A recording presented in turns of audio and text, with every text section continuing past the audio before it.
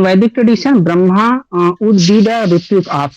वैदिक परंपरा में ब्रह्मा किसका ऋत्विक होता है? तो ब्रह्मा वैसे तो होता है किसका? अथर्ववेद का और सबका भी होता है, ऋग्वेद यजुर्वेद सामवेद तीनों का। केवल ऋग्वेद का होता है, सामवेद का उद्गाता होता है, और यजुर्वेद का अध्वर्यु होता है। अगर एक साथ पूछ दे तो ये ब्रह्मा होता है ना, अध्वर्यु।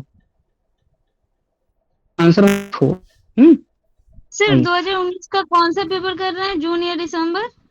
जून फिनिश हो गया है और दिसंबर कर रहे हैं। ठीक। जून अपलोड हो गया है।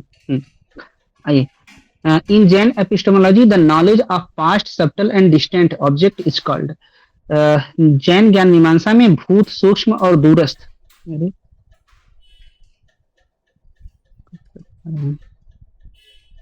देखिए तो रिकॉर्ड नहीं हो पाता।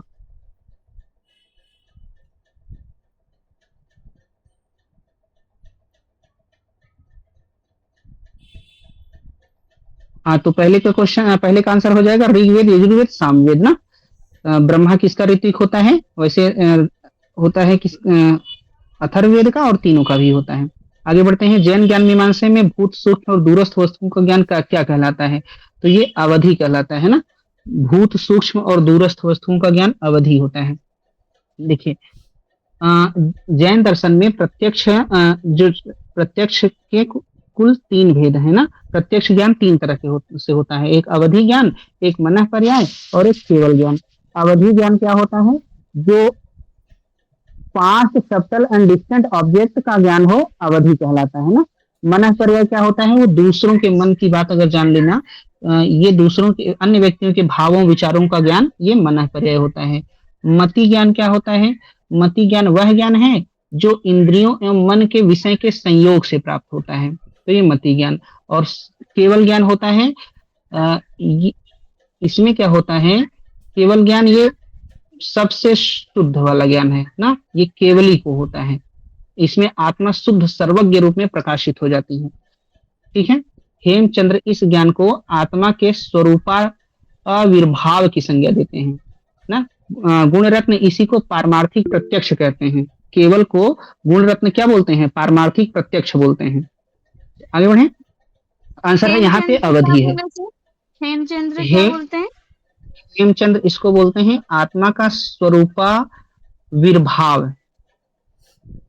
स्वरूपाविर्भाव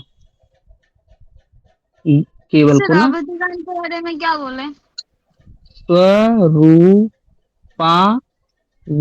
क्या?